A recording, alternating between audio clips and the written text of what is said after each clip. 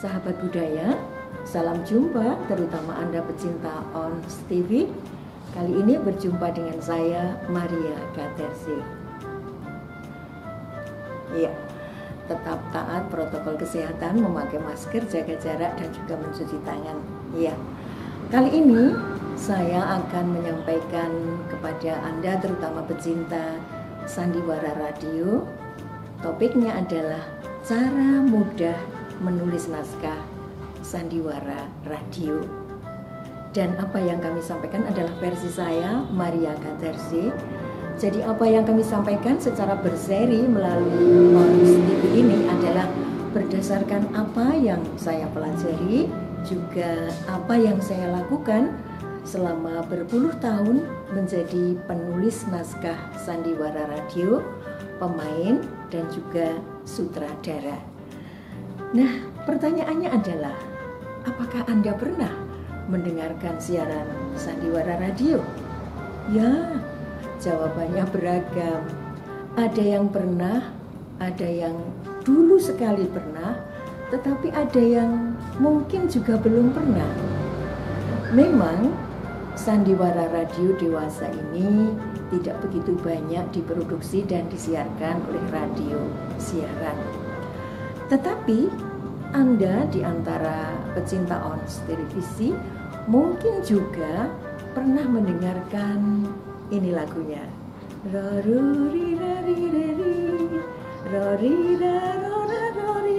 Apa? Iya, betul sekali. Itu adalah IDIS program dari Butir-butir pasir di laut, betul sekali. Drama radio ini disiarkan di Radio Republik Indonesia secara serentak di seluruh Indonesia, disiarkan pada jam yang sama di seluruh RRI se-Indonesia, dan kemudian disiarkannya setiap hari, maka banyak pecintanya. Nah, mungkin generasi sesudah itu adalah generasi tahun 80-an, 90-an, Anda mendengarkan Sahur Sepuh, betul? Atau Satria Madangkara. Ya, di mana ketika itu nama dari Ferry Fadli, nama dari Eli Ermawati sungguh sangat terkenal di dalam drama radio Sahur Sepuh atau Satria Madangkara itu. Ya, Anda mungkin terpikat bagaimana dua orang kekasih ini memadu cinta. Mereka seakan-akan tergambar nyata di hadapan Anda, sedang beradu kasih, sedang berkasih-kasihan, meskipun Anda tidak melihat. Betul? Ya, begitupun ketika Mandili.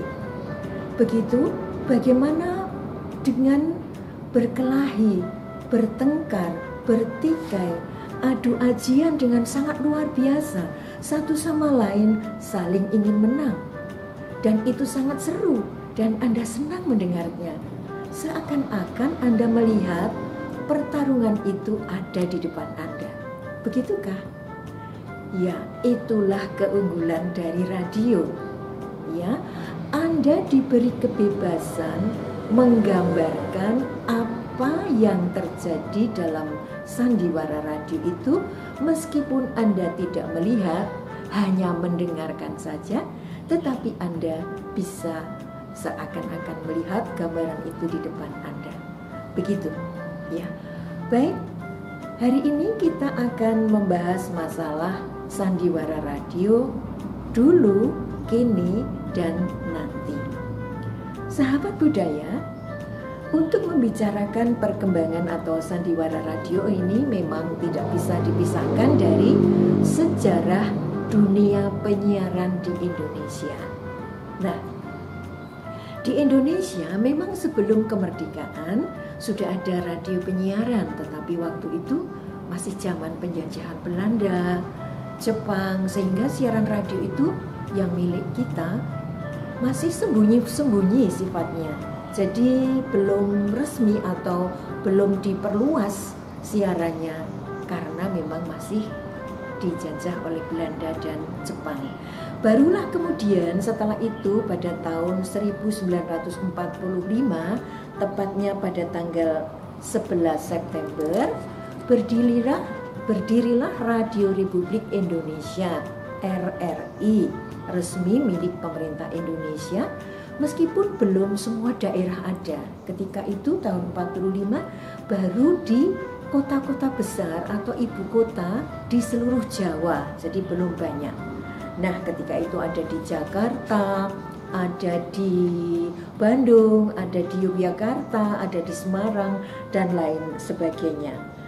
Tetapi para pecinta Ox TV, sahabat budaya, siaran-siaran RRI waktu itu sifatnya masih lokal, berisi pendidikan, berisi berita, berisi kebudayaan, berisi hiburan. Memang demikian. Pada prinsipnya, siaran radio itu harus bersifat lokal. Siaran radio harus bersifat lokal. Nah, apa yang dimaksud dengan prinsip siaran radio itu bersifat lokal? Radio siaran yang ingin dicintai oleh pecintanya adalah menggunakan satu, local culture, yaitu lokal budaya, local approach, yaitu lokal pendekatan, dan lokal konten. Konten itu adalah muatannya. Jadi pada waktu itu RRI, Radio Republik Indonesia, kemudian menyiarkan program siaran, hiburan, informasi, dan lain sebagainya yang sifatnya lokal karena mengacu pada prinsip siaran radio. Nah, dengan pendekatan lokal, muatan lokal, dan juga approach lokal itu tadi, maka banyak RRI waktu itu menyiarkan siaran-siaran dengan menggunakan bahasa daerah. Betul sekali. Misalnya ada Lenong Betawi, ada siaran drama bahasa Sunda, di RRI Jogja ada sandiwara radio bahasa Jawa, begitupun di Surabaya ada Ludruk, dan lain sebagainya. Itu pada prinsipnya adalah drama. Karena yang dimaksud drama adalah semua pertunjukan seni di mana di situ ada cerita dan ada lakon, ada karakter-karakter, ada tangga dramatik, dan ada ending cerita. Itu adalah drama. Maka kemudian ada wayang orang, ludruk, dan lain sebagainya yang disiarkan oleh RRI ketika itu. Tetapi karena waktu itu belum banyak RRI, jadi masing-masing siaran sendiri-sendiri, belum secara bersama atau nasional, maka keberadaan siaran itu juga hanya dikenal di tingkat lokal. Nah, sahabat budaya, pada tanggal 11 September tahun 45 RRI sudah berdiri, tetapi belum mampu mengorbitkan program sandiwara radio secara bersama karena masing-masing RRI ketika itu memproduksi siaran hiburan, pendidikan, dan apapun sifatnya melayani lokal, belum untuk menjangkau nasional. Baru ketika tahun 70 itulah, tepatnya tahun 72, RRI bekerja sama dengan BKKBN yang tadi sudah saya sebut lagunya ya, menyiarkan apa yang disebut drama radio Butir-Butir Pasir di Laut. Dan program ini dibuat lebih dari 5.000 episode. Sampai-sampai sahabat budaya mendapatkan penghargaan dari UNESCO bahwa menjadi sebuah program radio yang berhasil untuk memberikan pendidikan kepada masyarakat, terutama di bidang kesejahteraan, yaitu keluarga berencana. Itulah maka kemudian butir-butir pasir di laut ini dikenal. Nah, dari keberhasilan butir-butir pasir di laut ini kita menarik kesimpulan bahwa sebuah siaran radio, terutama drama radio itu akan dicintai pendengarnya, akan banyak menjangkau banyak pendengar kalau drama itu disiarkan secara serentak di lebih banyak radio. Butir-butir pasir di laut ini disiarkan di seluruh RRI, bahkan tidak di Jawa saja, tapi waktu itu sudah menjangkau di pulau-pulau semuanya di seluruh Nusantara. Siarannya serentak pagi hari pada pukul 8 pagi, begitu ya. Kemudian disiarkannya tidak menggunakan durasi atau waktu penayangan yang lama, tidak, hanya sekitar 15-20 menit.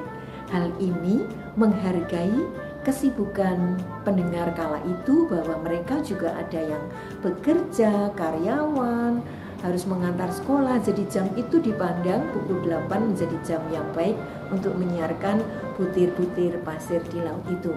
Jadi keberhasilannya selain produksinya baik, teknik penyiarannya juga tepat karena disiarkan secara serentak.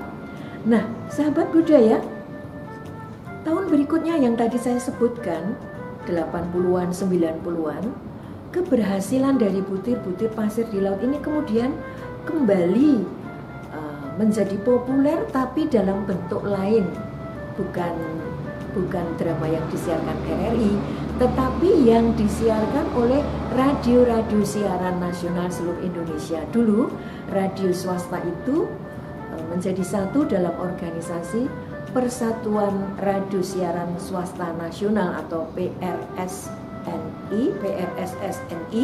dan mereka bersama-sama menyiarkan drama ini, Saur Sepuh, Satria Madangkara, dan lain-lain, cerita berlatar belakang sejarah yang digarap dalam bentuk silat ya. Sandiwaranya banyak adegan yang bertikai, berperang, bahkan ada tokoh-tokoh yang satu sama lain itu bertikai sampai lama, ingin saling mengalahkan, dan produksinya didukung dengan atmosfer yang baik. Atmosfer itu apa?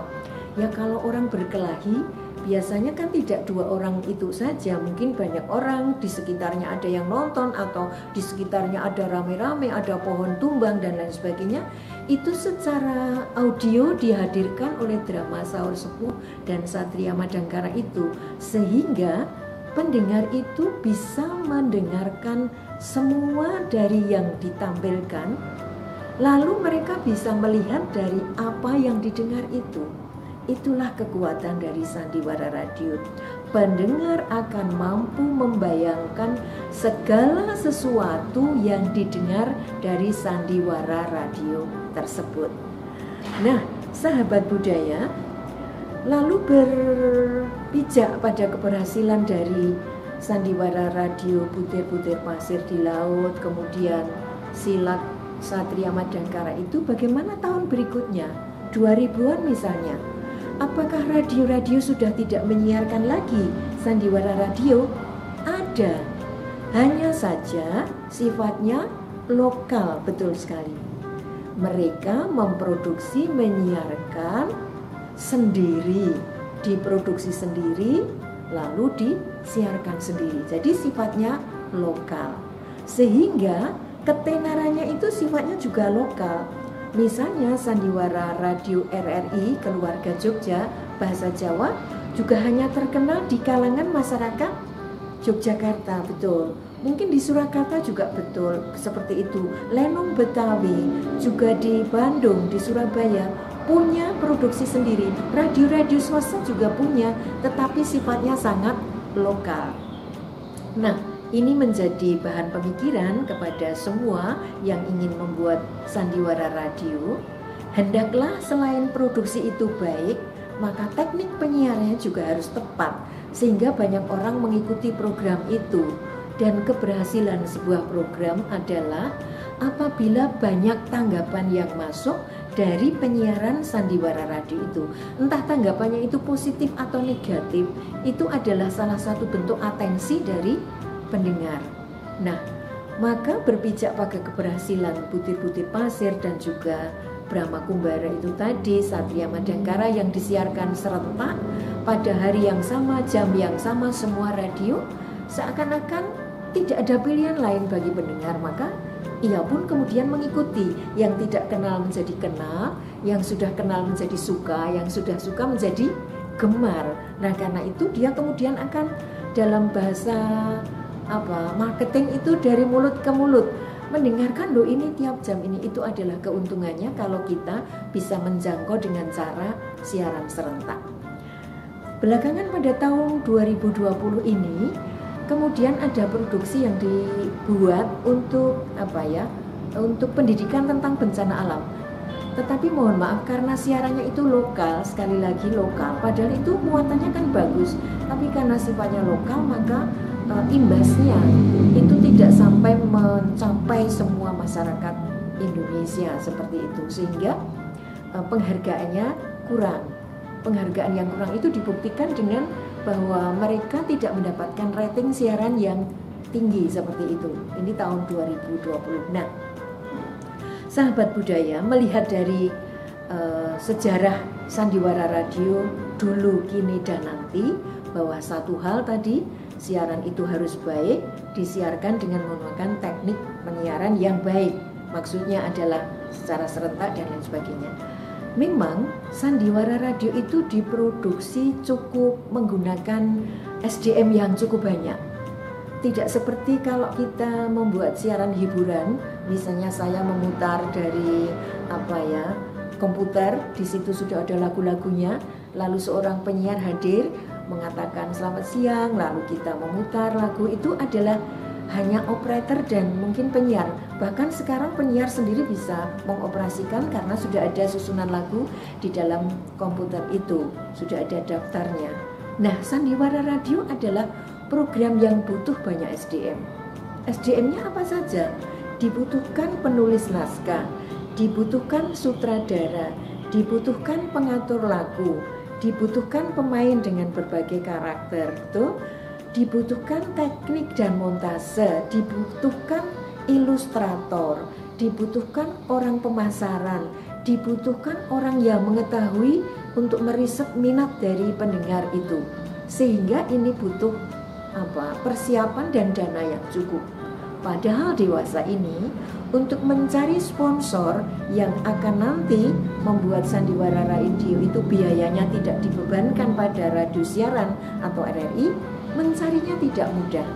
Lalu caranya bagaimana? Apakah tidak bisa? Sebetulnya bisa. Tingkat lokal misalnya, radio siaran di Bandung misalnya, bersama-sama membuat produksi sandiwara radio, ya. Kemudian disiarkan bersama, sponsornya sama. Itu nanti biayanya akan lebih irit ya menurut saya. Nah, dengan demikian maka memungkinkan sekali sandiwara radio itu dibangkitkan kembali, sebab program sandiwara radio itu selain imajinatif tadi ya, artinya membangkitkan imajinasi pendengar, itu adalah sebagai sarana yang paling tepat untuk menyampaikan pendidikan dan hiburan. Contohnya adalah Butir-Butir Pasir di Laut, itu program tentang kesejahteraan keluarga. Satria Medangkara itu adalah juga bagaimana sosialisasi dari bahwa perbuatan jahat itu pasti akan kalah oleh perbuatan baik. Artinya itu adalah sebuah pendidikan selain juga hiburan. Masalahnya sekarang adalah selain dana, SDM penulis naskah sandiwara radio itu sangat sedikit.